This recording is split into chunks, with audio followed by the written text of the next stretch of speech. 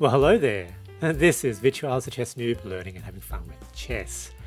The Chestnut EVO Kickstarter has just launched 2 days ago at the time of recording this video, and I'm really quite positive, I think, on the product.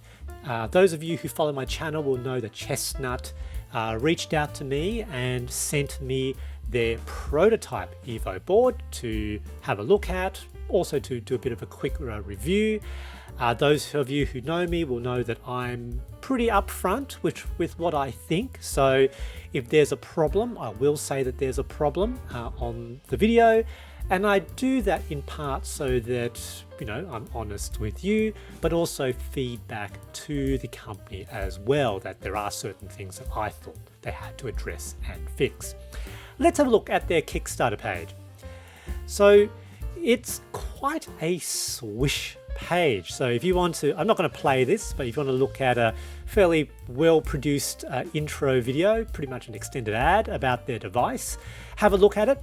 I've sort of watched through the video, and I will say that most of what they've announced on the video is likely to be correct. Like, most of the features there already exist on their prototype board, with one or two exceptions, which I'll get to as we go further down. Now, Chestnut as a company is based in Hong Kong, and I've got a little bit of bias there. I was originally born in Hong Kong. I sort of moved to Australia as a kid with my family in the early 1980s, but I've been back to Hong Kong a few times. And one of the things with Hong Kong is that it's just across the border from Shenzhen in China, and so I think this group, Chestnut, really do know how to manage the logistics, especially around mass manufacturing of consumer electronic devices.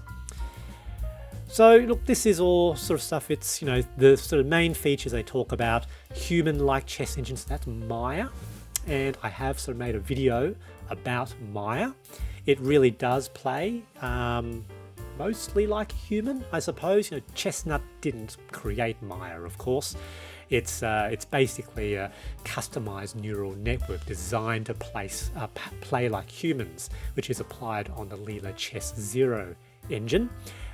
You can play Maya on Lichess, but this is the first board with integrated Maya, and it does make playing the computer somewhat more enjoyable. Utilizing a neural network and search-based AI engines to analyze chess positions for intuitive insights. Sure, no, that's Leela Chess Zero stockfish, that's okay. Developing highly personalized engines. So this is one of the cool things with the board, is that you can upload games, your own games, other people's games of masters, to train a customized bot to use with the Leela Chess Zero engine on the board. That is pretty good. I'll talk about that a little bit more later. Yeah, sure. Okay. So, they have sent it to a few YouTubers. So Al Su, he's got a pretty good channel. He's covered the board a little bit. Katsen Papa, so particularly looking at, I think, the use of the board on Lichess, and of course yours truly. I've made a few videos as well. This quote from me: "The ability to train custom AI models is by far the most innovative feature." I still think that is the case. And in fact, one of the reasons I actually made one of the videos about this was to actually see whether or not it worked. I was actually quite skeptical as to whether or not the claimed feature would work, and I have to say I was pleasantly surprised that it seemed to work. I created a bot that seemed to play like myself, but I did make another video about this because I was concerned about Chestnut's pricing model in terms of their customers being able to use their servers to train their own bots. They originally were planning on just a subscription-based model. I didn't think that was a good idea, and particularly I was worried that they were going to undermine their own feature. We'll go a little bit further down because it looks like they listened to feedback. So the few videos they've got up here, so recently I just did this early in the week, so pushed some firmware updates where they fixed particularly some of the bugs which I found in some of my earlier videos. This is a video, so the custom AI bots, chess chats, that's where I say that this is the most innovative feature, but I was concerned about their pricing model. and a Maya chess engine. This is where I played the board using Maya, and Maya fell for one of the gambits I usually played, which is the Ponziani-Steinitz gambit against the beginning of the fried liver. All right, so some other positive statements. Of course, all these positive statements at the moment, given that the board isn't actually at retail, have to take it with a little bit of a grain of salt.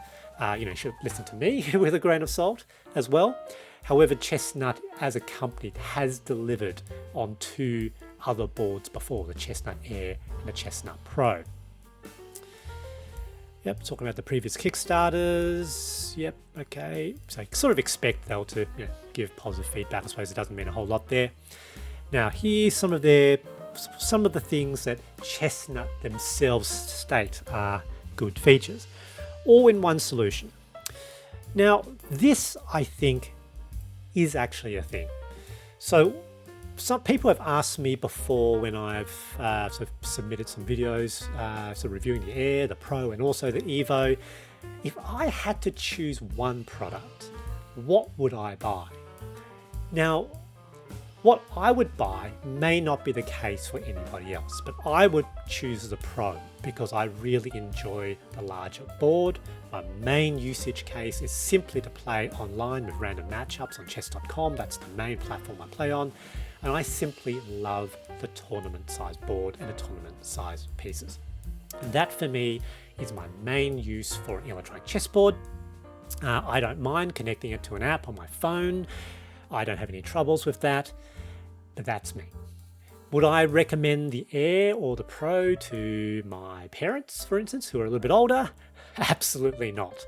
I think just in terms of having to use an app, connect via Bluetooth low energy, I just know they're not going to use it and they may not be able to work it out. And this is where I think the all-in-one solution with the Evo really does have some benefits, because it practically makes it an appliance. You charge it, you turn it on, you put the pieces on the board, you press some, you press logical things on screen, and it pretty much works as expected. You want to play something on chess.com and Lichess, you follow the on-screen prompts, it pretty much works as expected. And it's the sort of thing that will work, I think, for people who aren't tech savvy, maybe older people who really are looking for a consumer electronic device as opposed to like a tablet or a computer. It's a consumer electronic device. In terms of children, they should have no problems operating it once they get used to, what the buttons do. So there is something with it being an all-in-one device that makes it really quite handy.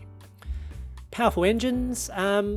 Look, it includes Stockfish, pretty much a must. Maya, in terms of a human-like engine, and also Leela Chess Zero. Look, I think it's got it covered on board, so all these engines work without having to connect to the internet. Because it also does connect to Lichess and chess.com, and particularly chess.com, it means you can play the chess.com bots. And the chess.com bots, I think, are quite nice insofar that they've programmed them to have individual personalities, and that potentially, makes playing bots a little bit more enjoyable. I own a DGT Centaur. So DGT Centaur doesn't connect to the internet. It's again, it's appliance. Turn on, put the pieces on. It works. You only play against the computer. It runs a version of Stockfish 8. However, after I played it probably a couple of dozen times, I really can't play with it anymore because Stockfish always pretty much plays itself. It plays like Stockfish. It plays like Stockfish. And after a while, it's just no longer enjoyable to play. Now, customized engine generation. So this is the ability to train your own bot. As I said before, I think this is the most innovative feature. And I just hope that Chestnut doesn't, nerf this feature by having a problematic pricing model. But as we will see later, it looks like they did listen to feedback. Versatile game modes. Now, they use what they call their neural processing unit. So basically, the computer reads the screen on the tablet part of the board and can actually understand where the board is, understand where the pieces is, and can synchronize between the physical pieces and the screen, including simulated clicks. And the thing is, this means that the board works with chess.com and Lichess flawlessly without having to use their API, which means you can use the analysis board, you can do their tournaments, and it works on things like ChessKid, which doesn't even have a free API. And they're also planning on supporting Chessable for learning and for courses. So that's really, it's quite innovative, and they're making use of that technology. Colorful LEDs, the colorful LEDs on the board, it's okay, like ChessUp does the whole thing. So this is one of the other boards where they use the LEDs to show you where you should move, where the best move is, and they do a bit of a light show when you win. To be perfectly honest, it's kind of a gimmick. We don't do that for online chess on the browser. It's not that useful a feature. And so it's a good thing to have. To me, I don't think it's a major selling point. I suspect for most people it's not a major selling point either. It's good to have.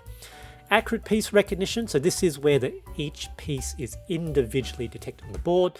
Makes a real difference when you're setting up the board, for example, for puzzles. And it does detect it very, very quickly. It is definitely an advantage. Third-party app and engine support.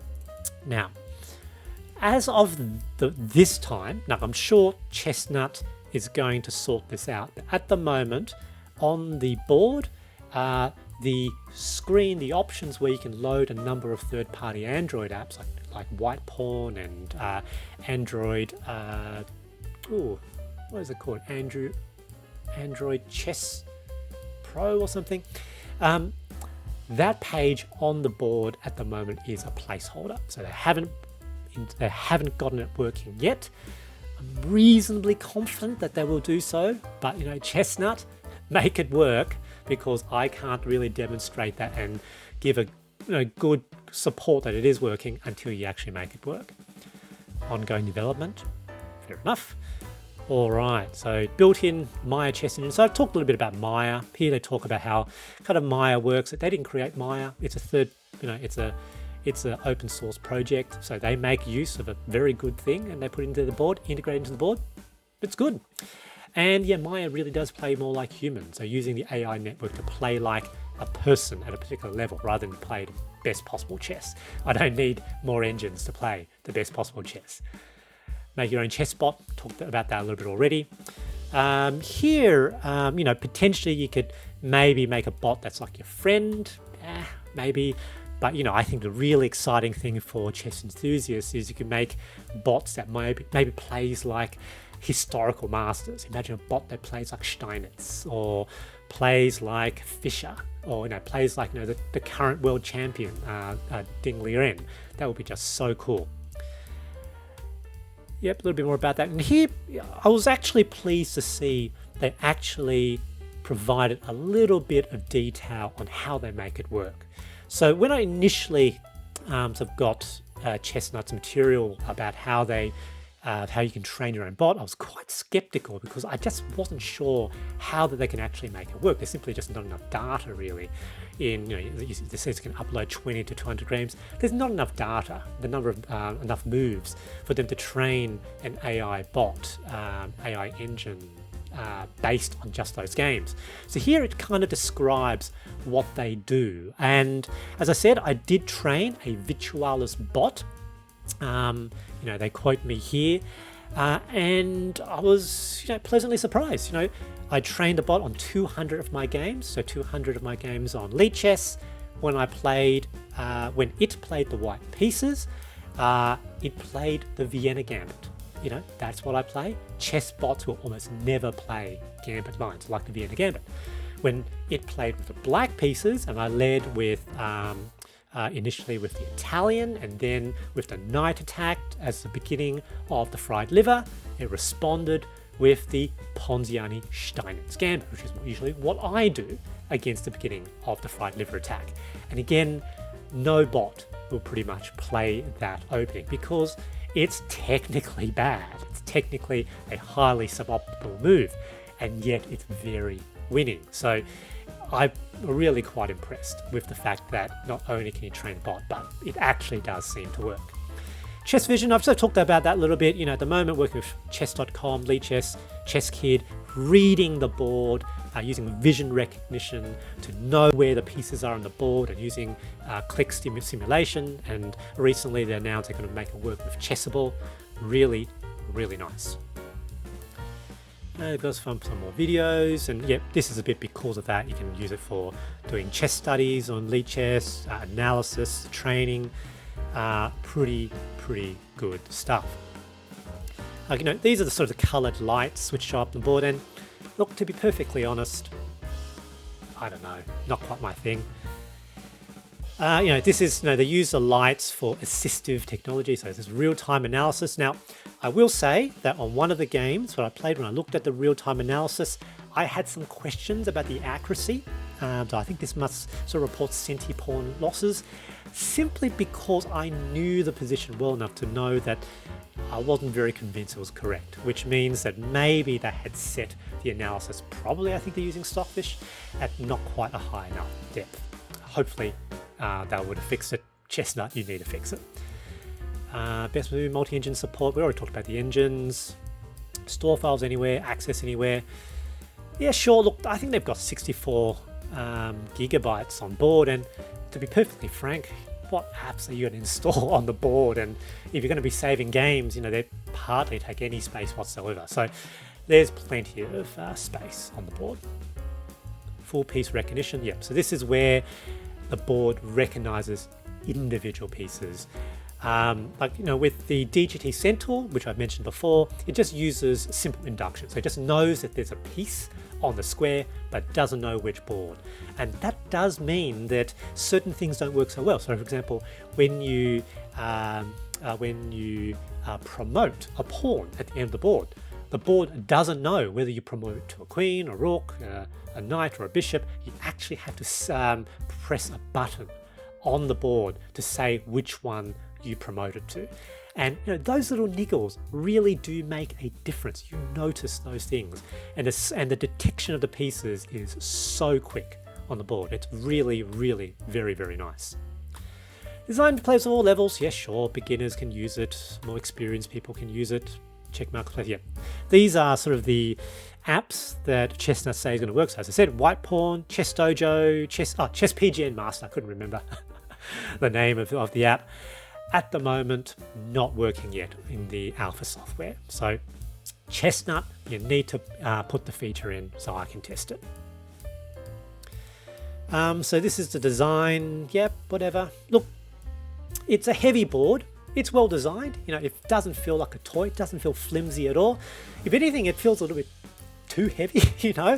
It doesn't really feel like the sort of thing that you would travel with. I think the base is made from wood, so solid wood. They spray paint it a metallic finish. I don't know. It's all right. It looks fine.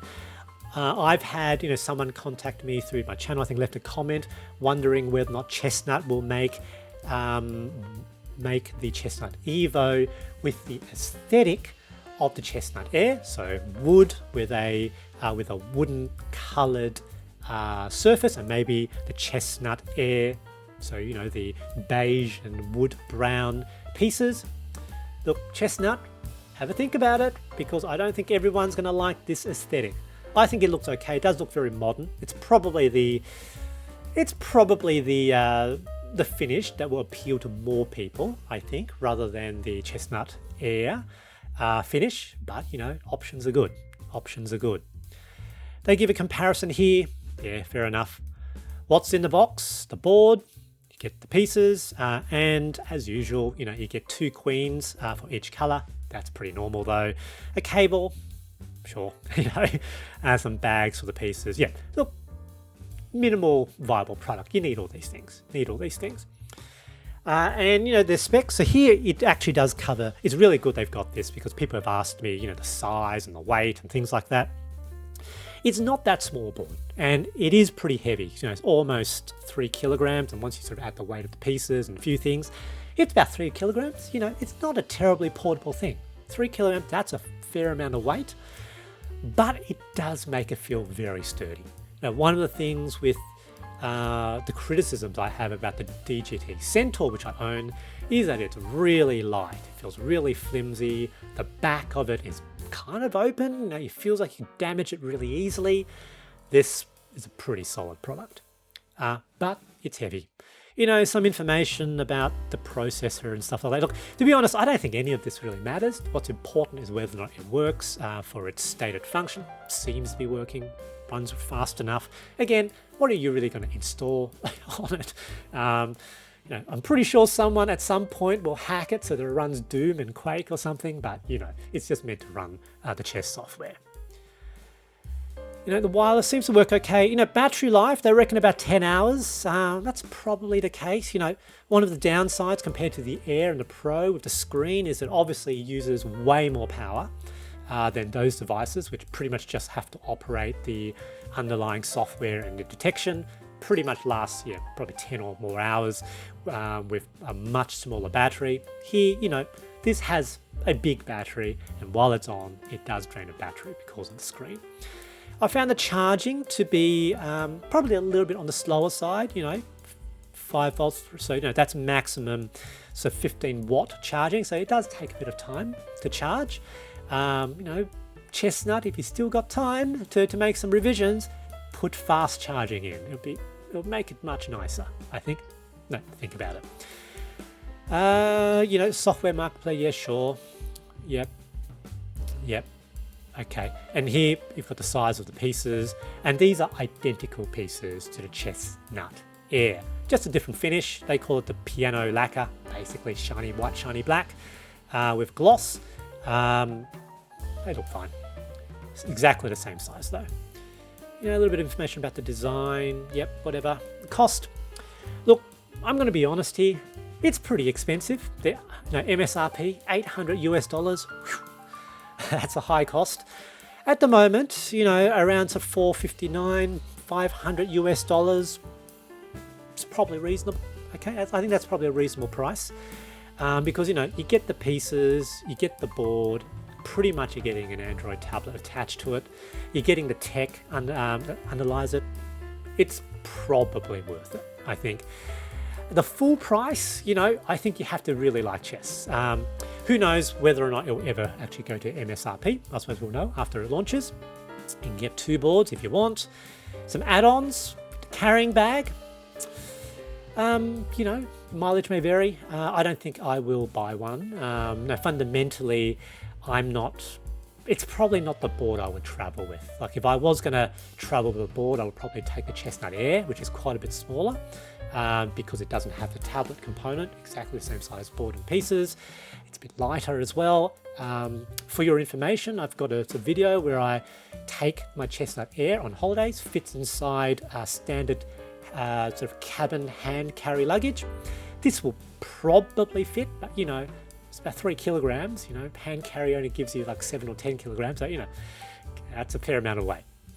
Extra pieces, faster delivery. So obviously with the initial shipping, they're gonna do actual shipping, shipping by ship.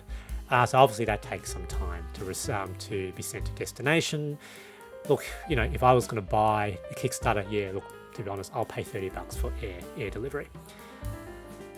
Now, this is the bit. So in terms of creating the AI model, they Chestnut have to pay for a server. I think they've set up a server using sort of the Amazon server, Amazon to AWS infrastructure. I think they use their GPU server farm to do the training. Look, that costs money. It's fair enough. Originally, they only had the tiers where subscription monthly or annually.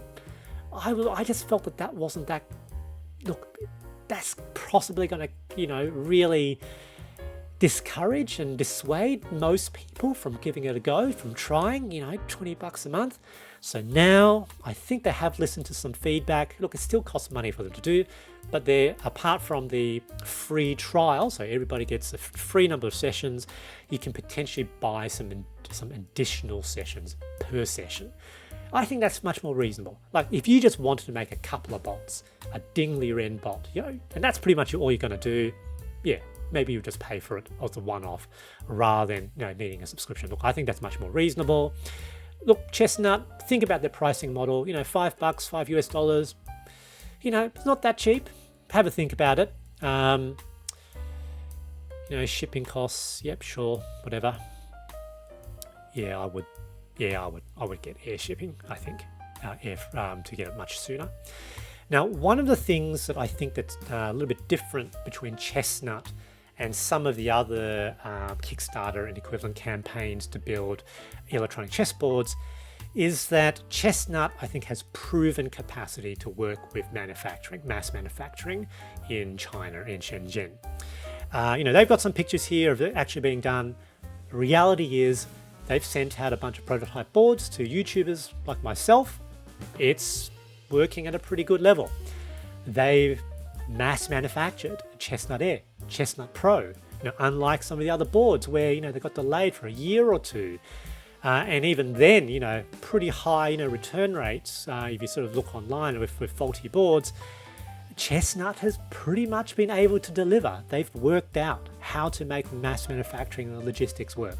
So when Chestnut say that they're planning on potentially shipping in September this year, maybe October this year, let's just say before the end of the year, I have reasonable confidence that they're actually going to be able to do it. With sort of my interactions with Chestnut, I've never had the sense that they were, that they weren't honest or, trying to, pull one over me. So for example, when I asked them some technical questions about how they were making the bot training work, and basically I sort of asked because according to my sort of back of the envelope calculation, I didn't think there was enough data for it to work.